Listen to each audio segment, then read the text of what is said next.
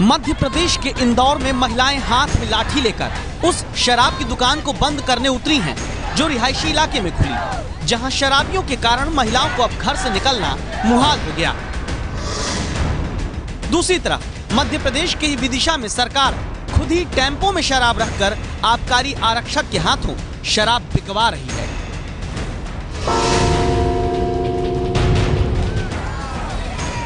उत्तर प्रदेश के हरदोई में मंदिर के पास खोले गए शराब के ठेके को जनता ने खुद मोर्चा संभालकर सील कर दिया।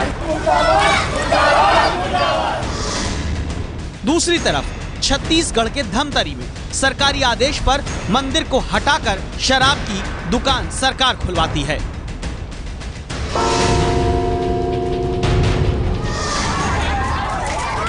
एक तरफ शराब के ठेकों को बंद कराने के लिए महिलाओं ने उत्तर प्रदेश के कासगंज में आग लगा दी है।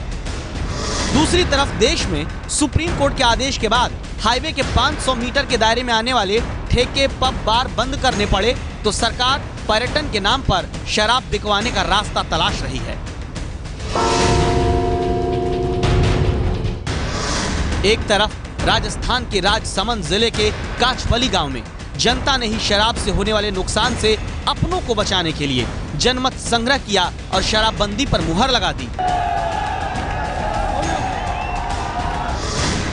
तो दूसरी तरफ छत्तीसगढ़ में कब्रिस्तान खोदकर शराब की दुकान सरकार बनवा रही है। कानून बनाकर खुद शराब बेचने का अधिकार सरकार अपने हाथ में ले रही है। जब जनता शराब नहीं पीना चाहती तो सरकार क्यों कह रही है शराब पियो? जब जनता शराब के खिलाफ आंदोलन कर रही है तो आखिर सरकार शराब के ठेके क्यों खुलवा रही है? क्या सरकार को शराब से मिलने वाला सिर्फ राजस्व दिखाई देता है?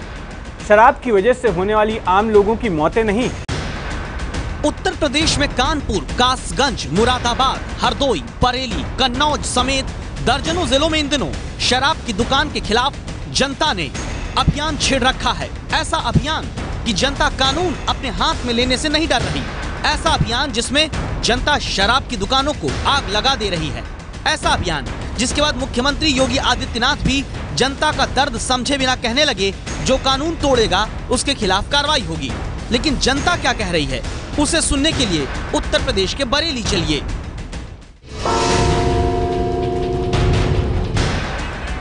यूपी में बरेली में शराब की दुकान के बाहर महिलाएं जूता, चप्पल, डंडा लेकर प्रदर्शन कर रही हैं।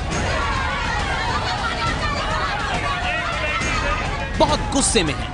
यहाँ प्रदर्शन की अगुवाई कर रही शालिनी कहती हैं, क्या शराब पिलाने वाली सरकार को मरती हुई जनता नहीं दिखती? लेकिन जिनके घरों के बच्चे छोटे छोटे जवान लड़के 20-21 साल के मरते हैं, उनके लिए कोई रूलिंग नहीं है, उन्हें कोई रूलिंग नहीं समझ में आती है।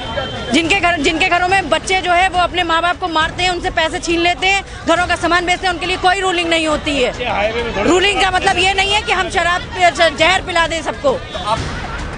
यूपी ही क्यों, राजस्थान का भी हाल देखिए। सीकर जिले के नीमका थाने में पिछले 96 घंटे से दिन रात महिलाएं पहरा दे रही हैं। रात में कुछ महिलाएं जगती हैं, दिन में दूसरी महिलाएं। वजह है इनका डर कि कहीं इनके घरों के पास शराब की दुकान न खोल दी जाए। यहाँ शराब की दुकान का निर्माण का काम शुरू हुआ तो महिलाओं ने तोड़फोड़ करके आग लगा दी। इसकी अगुवाई कर रही कृष्णा एबीपी न्यूज को बताती हैं नाराजगी क्यों है। कभी इस प्लांट में खोल रहे हैं ठेका, कभी इस प्लांट। हाँ, चाहे तो दूध की डेयरी खोलो, सब्जी की दुकान खोलो, स्कूल खोलो, धर्मशाला खोलो, मैरिज गार्डन खोलो, हम बिल्कुल मना नहीं करेंगे, लेकिन दारू का ठेका नहीं खुलने देंगे, नहीं खुलने देंगे। आप सोचेंगे कि आखिर अचानक देश में ऐसा क्या हुआ कि जहां शराब की दुकानें आराम से चलती रहती थी, उन राज्यों में शराब के खिलाफ महिलाएं हल्ला बोल रही हैं। इसकी वजह है सुप्रीम कोर्ट का वो आदेश जो पूरे देश में 1 अप्रैल से लागू हो गया। दरअसल देश में सुप्रीम कोर्ट के आदेश के बाद 1 अप्रैल से 20,000 से ज्यादा आबादी वाले इलाके में हाईवे के पास 500 मीटर के दायरे में आने वाली शराब की दुकानों को बंद करना पड़ा है। जिन इलाकों में 20,000 से कम आबादी है, वहाँ हाईवे के 220 मीटर के दायरे में शराब की दुकान बंद करनी पड़ी है। जब हाईवे के पास वाली शराब की दुकानें बंद हुई तो शराब बेचने वालों ने अपनी दुकान शहर के भीतर रिहायशी इलाके में शिफ्ट करनी शुरू कर दी, जब अपने घर की डेहरी के पास महिलाओं को शराब की दुकान खुलती दिखी तो वो उग्र हो गई हैं। उत्तर प्रदेश के बागपत में तो शराब की दुकान के मैनेजर को महिलाओं ने दौड़ाकर पीट तक डाला।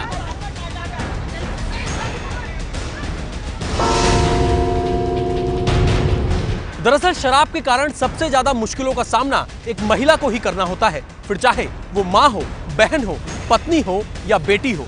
जब देश में शराब के खिलाफ महिलाएं आवाज उठा रही हैं, तो सरकार जनता का हित छोड़कर शराब कारोबारियों के हित में एक चोर रास्ता तलाश रही है। देश में इस वक्त शराब के मुद्दे पर जनता और सरकार के बीच चूहे बिल्ली का खेल चल रहा है। जनता शराब के खिलाफ आग लगा रही है, सरकार शराब के मुनाफे में जनता का शिकार करना चाह रही है। जैसे सुप्रीम कोर्ट ने जब नेशनल हाईवे और स्टेट हाईवे के 500 मीटर के दायरे में शराब की दुकानें बंद कराईं, तो कई राज्यों की सरकारें स्टेट हाईवे को शहरी सड़क के रूप में बदलने की अधिसूचना जारी कर दे रही है, जिससे उन सड़कों का स्टेट हाईवे का दर्जा हट जाएगा और शराब की दुकानें फिर आसानी से खुली रह जाएंगी। जनता को छोड़ शराब बेचने वालों के हित में अब तक ये फैसला राजस्थान, मध्य प्रदेश, उत्तर प्रदेश और चंडीगढ़ में लिया जा चुका है। इस बात को और प्रैक्टिकल तरीके से समझने के लिए आपको उत्तर प्रदेश में गोरखपुर और राजस्थान में एबीपी न्यूज संवाददाता रणवीर और मनीष शर्मा की बात सुननी चाहिए। हम पहुंचे हैं गोरखपुर में, जहां आप मेरी बाईं तरफ देख सकते हैं कि एक शराब की दुकान है जो लखनऊ नेशनल हाईवे यानी कि NH 28 पर मौजूद है। इस शराब की दुकान में पहले के आदेश के मुताबिक इसको बंद होना था, लेकिन अब जब नया शासनादेश जारी हो गया योगी सरकार की तरफ से, उसके बाद अब इस दुकान को फिर से शुरू कर दिया गया है। राजस्थान सरकार हाईवे की परिभाषा में शामिल कुछ स्टेट हाईवेज को डी नोटिफाई करने की तैयारी में है।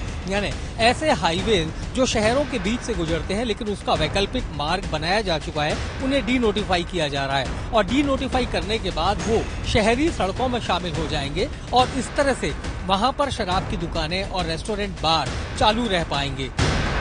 सिर्फ सड़क पर ही चोर दरवाजा सरकारों ने शराब के लिए नहीं निकाला है, बल्कि मध्य प्रदेश के विदिशा में तो सरकार ही टेम्पो में शराब लाद कर बेचने निकल पड़ी। सुप्रीम कोर्ट के आदेश के बाद स्टेट हाईवे के पास शराब के 3 ठेके उठ नहीं पाए, तो देखिए कैसे सरकार का आबकारी विभाग ही टेम्पो में शराब रख के बेच रहा है, जबकि नियम कहता है कि कभी भी शराब किसी गाड़ी में खुले में नहीं बेची जा सकती। और एबीपी न्यूज ने जब सवाल पूछा तो चश्मा चढ़ाए बैठे आबकारी विभाग के अफसर ने वो वजह बता दी जो सबूत देती है कि सरकार को जनता नहीं अपने खजाने की चिंता है। शासन द्वारा अभी ये जो ग्रुप हमारा है 12 करोड़ रुपए की 3 दुकानें हैं शहर की, और माननीय सुप्रीम कोर्ट के आदेश से ये दुकानें 500 मीटर दूरी पे जाने के लिए शासन द्वारा चाहा गया है, तो माननीय न्यायालय का आदेश का पालन हो सके। तो समस्त दुकानों के लिए सब इंस्पेक्टरों से बोला था मैंने कि जगह देखिए आप लोग, शासकीय जगह स्थापित करिए उसको, जगह ना मिलने के कारण वो 4 व्हीलरों पे चला रहे हैं दुकानें। ये है एबीपी न्यूज, आपको रखे आगे।